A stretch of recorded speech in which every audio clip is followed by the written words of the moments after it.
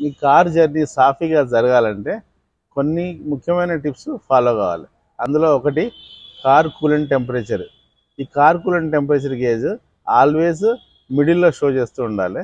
ఆ మిడిల్ నుంచి hot condition పైకి పోకూడదు, మిడిల్ నుంచి కిందికి రాకూడదు. మిడిల్లో అంటే థర్మల్ ఎఫిషియన్సీ కరెక్ట్గా ఉన్నట్టు లెక్క.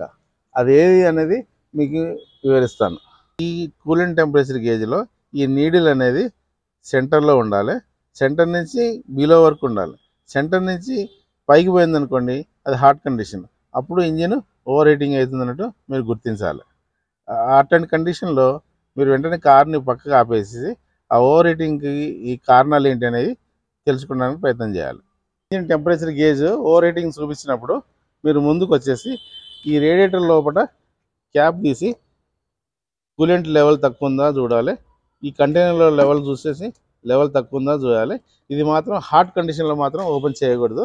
ఒక హాఫ్ అన్ అవర్ వెయిట్ చేసేసి మాత్రమే తీయాలి, లేకుంటే ముఖం మీద స్ప్లాష్ అవుతుంది. అదే హోస్ పైప్ కానీ లేకుంటే ఎల్బో కానీ ఫ్యాన్ కూడా తిరిగిపోయినా కూడా ఓవర్ హీటింగ్ అయ్యే అవకాశం ఉంది. సెన్సర్ ప్రాబ్లం కానీ లేదా వాటర్ పంపు కానీ లేకుంటే వాటర్ పంపు బెల్ట్ కానీ డ్యామేజ్ అయిందా అని మీరు తెలుసుకోవడానికి ప్రయత్నం చేయాలి. ఒకవేళ ఇటువంటి సిచ్యువేషన్లో ఈ ప్రాబ్లం సాల్వ్ కావాలంటే మీ దగ్గరున్న టెక్నీషియన్ని కాంటాక్ట్ చేసి ఈ ప్రాబ్లం సాల్వ్ చేసుకొని మీరు ముందుకు ప్రయాణం చేయాలి.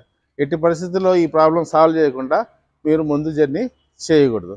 అలా చేసినట్టయితే ఓవర్ హీటింగ్ అయిపోయి హెడ్ గ్యాస్కెట్ డ్యామేజ్ అవ్వచ్చు, ఇంజిన్ కూడా డ్యామేజ్ కావచ్చు. ఇది వృధా ఖర్చు. మీరు ఈ వృధా ఖర్చుని అవాయిడ్ చేయవచ్చు. ఈ సింపుల్ టెక్నిక్ని మీరు ఫాలో కండి.